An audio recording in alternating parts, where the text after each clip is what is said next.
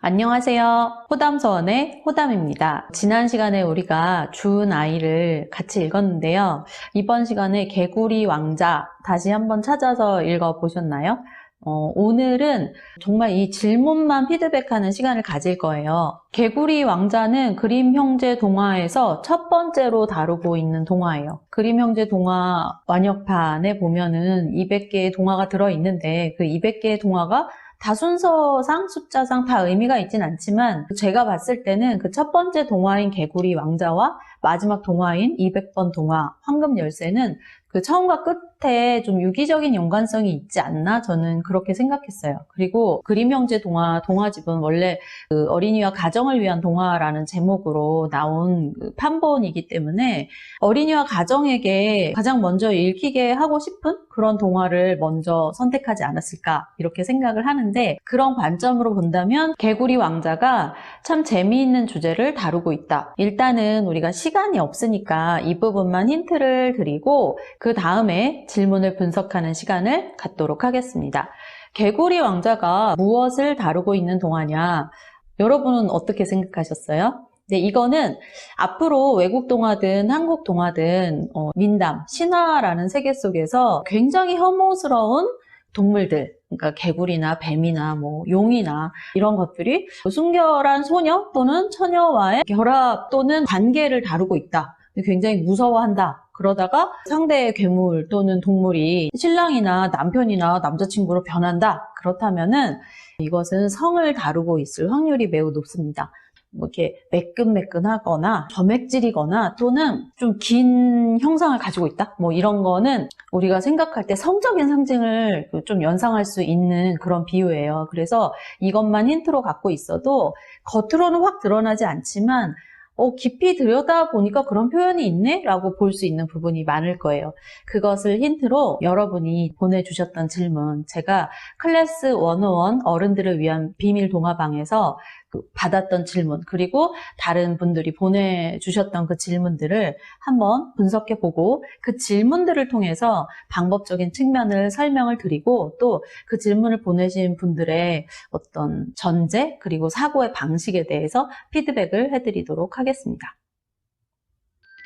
그렇게 어렸던, 우리가 정말 사랑스럽고 참 뽀송뽀송하고 행복한 시절을 겪었던 우리의 유년 시절이 이 성이라는 것을 접촉할 때 어떤 과정을 겪고 그 과정을 겪을 때 어떤 심리적인 상태, 감정적인 상태, 정서적인 상태를 겪는지, 그리고 성이라는 문제를 다룰 때 어떻게 다루는 것이 어른과 아이 사이에서 안전한지, 이걸 배워볼 수 있을 거예요.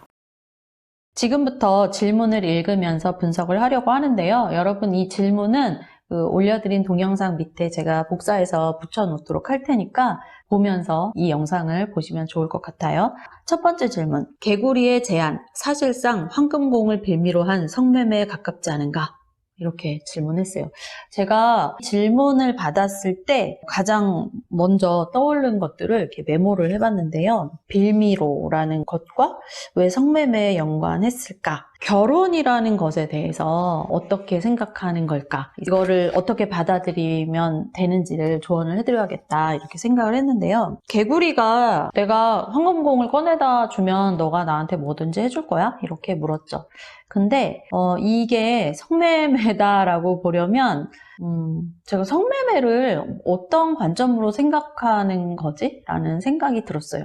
그래서 이 질문에 대한 답변이 너무나 예민한 문제, 사회적으로 되게 깊이 다뤄야 할 문제인데 사회과학적 관점으로 본다면 그렇게 볼 수도 있다고 생각해요. 왜냐하면 이게 좀 예민하긴 한데 어떤 사람들은 어떤 관점에서는 결혼제도 자체를 제도화된 성매매다라고 표현하기도 하기 때문에 그런 관점에서 보신 게 아닐까라는 생각이 드는데, 또 한편으로는 이 생각도 들었어요. 정말로 그렇게 깊이 그 생각을 하셔서 그렇게 생각한 건지, 아니면 제가 지금 말한 그런 사회적인 관점, 어디선가에 들은 이즘이나 이론, 그걸로 인해서 좀 더 그렇게 보게 된 건지. 근데 우리가 동화를 해석하는 관점에서 봐야 하니까 그 맥락을 통해서 봐야 하는 게 좀 맞겠죠? 만약에 우리가 사회학을 공부하거나 그 사회가 어떻게 발달했는지 그걸 공부하는 관점에서 이 동화를 가져다가 그런 해석의 여지가 있는 동화로서 활용할 수는 있겠다 이 생각은 들어요. 근데 이 동화는 이렇게 보는 게 좋겠어요.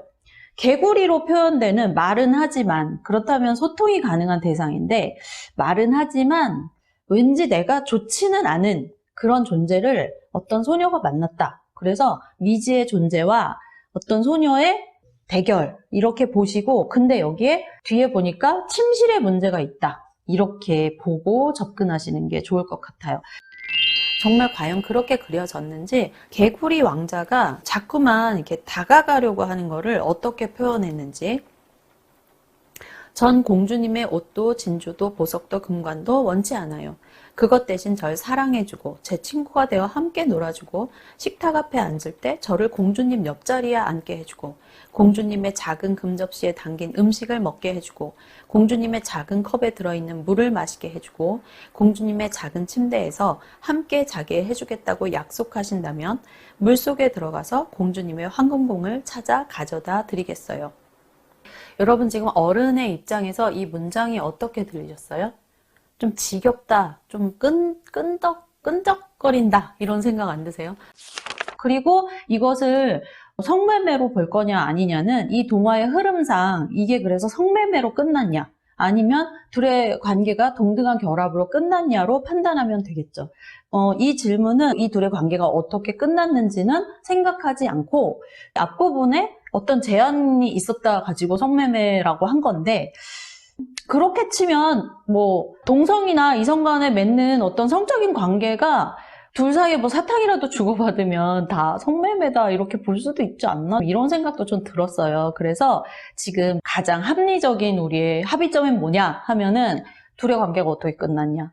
그러니까 이야기를 좀 처음부터 끝까지를 보고서 그러면 이거는 그건 아닌 것 같네 라고 판단할 수 있지 않을까? 이 생각을 해보았습니다. 자, 두 번째 질문입니다. 개구리와의 약속을 지키라 한 아버지는 개구리의 저런 선 넘은 제안을 모두 알고 그런 것인가? 또다시 이 말을 하게 되네요. 동화를 정확하게 읽으셨냐고 묻고 싶습니다. 동화를 해석하는 것 또는 정말 아주 위대한 문학작품을 해석하는 것 다 첫 단계가 뭐냐면요. 일단 뭐라고 써 있는지 아주 정확하게 알고 있어야 돼요.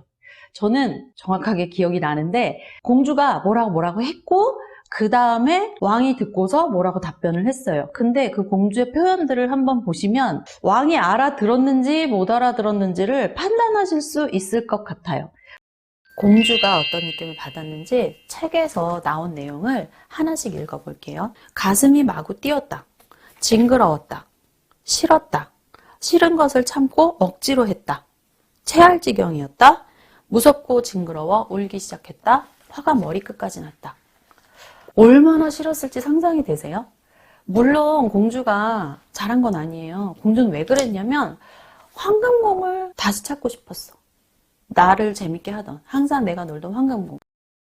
그러면 제가 두 가지 생각할 수 있어요. 공주가 뭐라고 했는지를 기억을 못 하시는 건지, 아니면 그냥 그 얘기를 아버지, 왕이 판단을 못 할 거라고 생각하시는지. 첫 번째라면 다시 읽어보시고 좀 알아들을 만하게 공주가 말했는데 아빠 입장에선 알아들었겠는데 이렇게 이제 그 생각을 고치시면 되고요.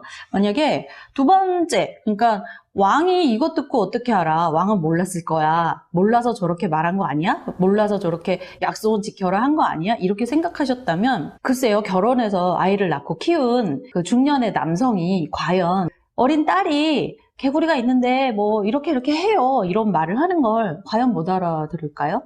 제가 그 북클럽을 하면서 동화를 해석하고 또는 강의를 통해서 동화를 해석할 때는 우리가 상식선 이상의 상상을 초월하는 어마어마하고 대단한 그런 개념은 적어도 민담엔 안 나온다 이렇게 말해요. 왜냐? 우리보다 교육받지 못한 사람들이 만든 이야기예요. 서민들이고 권력이 없고 그리고 그냥 일상적으로 겪는 문제들을 해결하고 싶었던 사람들이 구비전승을 통해서 이렇게 만들어낸 적층 문학이에요. 그렇다면 상식선 이상의 어마어마한 철학이나 상상도 못할 판타지는 들어가기가 힘들거든요. 그러니까 제 생각에는 알고 그렇게 했다 라고 보시는 게 좋을 것 같습니다. 여기서 제가 동화를 해석하는 두 번째 팁을 드릴게요.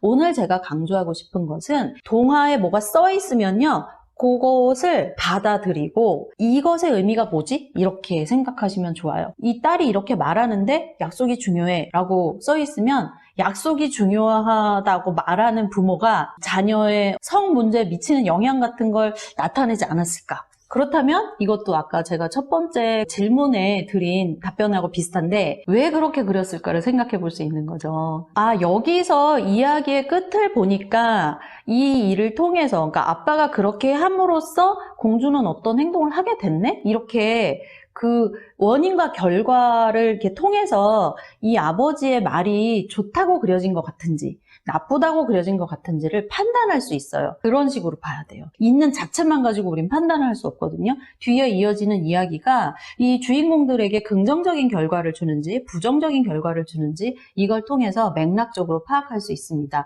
그래서 아까 1번에서도 성매매냐 아니냐의 문제를 이 둘의 관계가 어떻게 끝난 것 같아요? 돈 주고 또 돈 받고 자기가 원하는 거 기브앤테이크 하고 깨졌나요? 이렇게 생각해보면 뭔지 판단할 수 있잖아요.